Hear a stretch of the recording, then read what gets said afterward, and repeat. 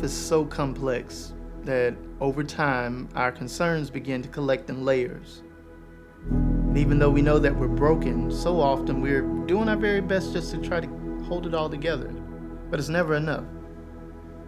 The things that we counted on are no longer satisfying to us.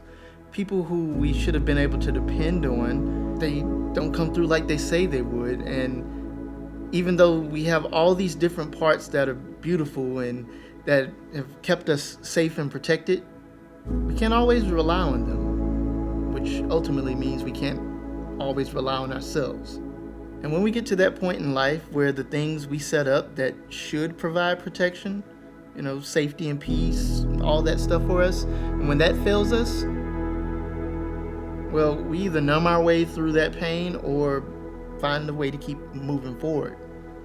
And a lot of times in this journey, it can feel like you're moving backwards, regressing in progress. But once you've learned how to drive, for example, you can't unlearn how.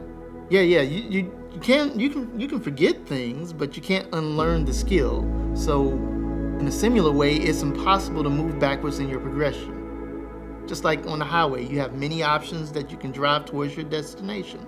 You can exit, you can enter, speed up, slow down, switch lanes, try to avoid ongoing construction, or be at a complete standstill. But what's not in any of those choices is the option to move backwards. You can only move forward, even if it's a slow creep.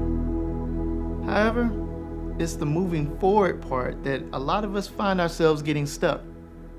And not being sure how to move forward, we turn to what's familiar, what's predictable, what's seemingly controllable, and that is what keeps us in this vicious, never-ending cycle that prevents us from moving forward.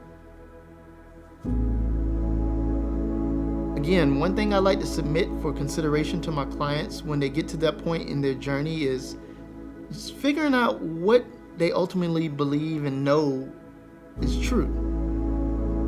Now, I know in this current moment in your life, there's a very real hurdle that you have when it relates to your faith, which is perfectly normal and understandable. I mean, if we're all a little more honest with ourselves, the concept of putting our faith in something we can't see can sound a bit crazy. It's not quite the word I'd use for that. My bad. Yeah, but I get it though. I get it. It can sound a bit ridiculous, but when we tried so many other things that have failed us, does it really seem all that insane? Sorry.